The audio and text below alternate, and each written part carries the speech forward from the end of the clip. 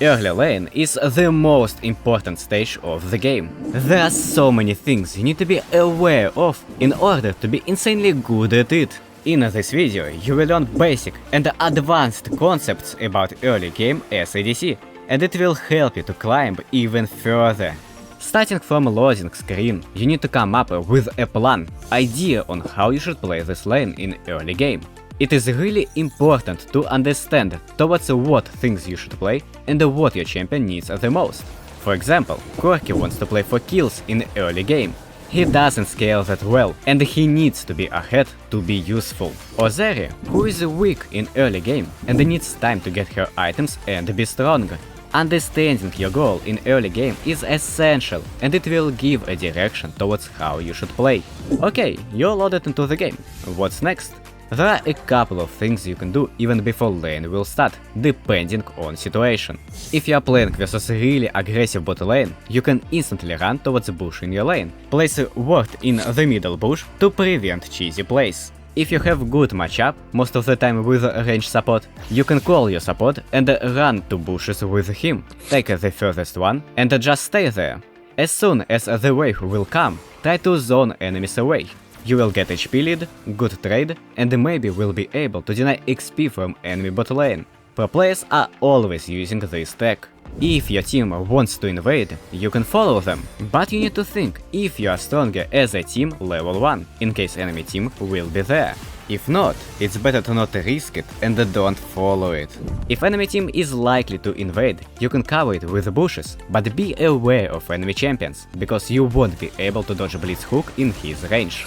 If enemy team is invading other side of the map, or in general you need to track early game junglers, such as Nunu or Jarvan, you need to sneak a ward in their jungle, maybe call your support with you, go there and put vision. Then you will be able to understand on which side of the map enemy jungler is right now and play accordingly. As you can see, even before level 1, there are so many different patterns and the things you can do, so it's really easy to make a mistake or suboptimal play. Well, moving to the lane, I think everyone knows about level 2 powerspike and how it can affect the game. So, your next step is try to get level 2 while poking enemy champions and trading with them, or just be aware of enemy level 2 powerspike and don't let them get anything with it. Sometimes it's just not possible to get level 2 first, so please don't trade your life for it. Ideally, you wanna get level 2 first, get enemies flash, and then crush double wave under their turret. Yeah, double wave. Due to cannon being in 4th wave and the minions dealing much more damage to other minions, it's almost impossible to slow push 3 waves this season. It means that you have much less time to do other stuff on the map, like roams, invades and even recalls. So, quick tip, try to get your recalls before cannon wave. In such case, you will have slightly more time to recall, get items and return to the lane. It's also important to recall before objectives to be really strong if teamfight will happen. Anyway, back to our laning. After crushing 2 waves and getting enemies flash, you have time before next wave arrives, and you can look for vision, because enemy jungler can gank around this timer, and poke, which is good if enemies are low HP and you have range to punish them for last hits. Additionally, you can wait, fast push a 3rd wave and recall just before cannon wave, if you really need it.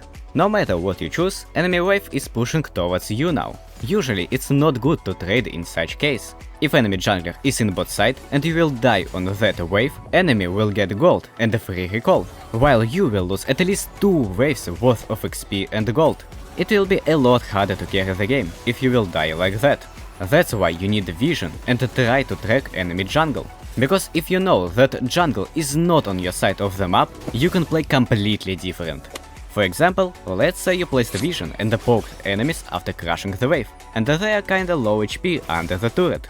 Well, wave is pushing towards you now, and no one can help them. You can just let it push, they will have to walk up for CS and will make a mistake. People are really greedy in solo queue. They won't recall and give up at least 6-7 minions. This is the best wave state in early game you can ever have, but of course it's really hard to get. If it starts pushing towards enemies after some trade in this situation, it's better to clear the wave and let it reset to neutral state, afterward you can interact with it again. Basically, your early game revolves around slow pushing 2 waves, trying to do something either on the map or the lane, and catching the wave after. Now, two uncommon things and common mistakes you can do in early game. First is freezing. Most of the time you don't wanna freeze, because you wanna snowball your lead and have tempo on the map, so your support and your jungle can do whatever they want to. You can freeze only in certain situations. Most usual ones are freezing for one wave, if enemy bot laner recalled or didn't crush his wave well, so you can deny some minions and turn it into slow push. Freezing while you don't have sums, especially good if you are playing versus aggressive bot lane or jungle.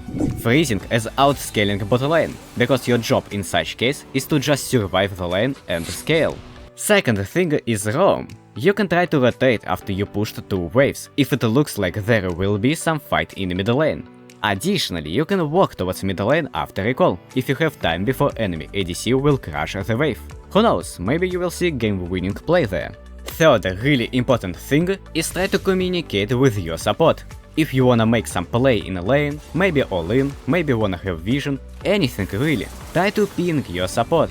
Of course, they won't listen to you all the time, but it's really important to communicate with each other in bot lane, and let them know what you wanna do. Last is a really silly mistake that punishes you even harder right now. It's overstaying for plates. Basically, instead of recalling, players very often are overstaying for plates, as if they will get some insane advantage. Funnily enough, they give less value than one wave, so try to recall for tempo instead of getting a plate, unless you have time to do so. This mistake is one of the most common ones. If you want to learn more about this and other common mistakes, I recommend the video on the top right. After all, there are thousands of ways you can play certain lane at every minute of the game. Everything is important. Your position, your matchup, your mechanics, etc. If you wanna dive deep into these topics, you can check my Twitch, where I'm streaming sometimes and explaining stuff I'm doing in the game. If you enjoyed the video, press like, subscribe button and leave the comment. I really appreciate all feedback. Thank you and see you on the next week. Bye!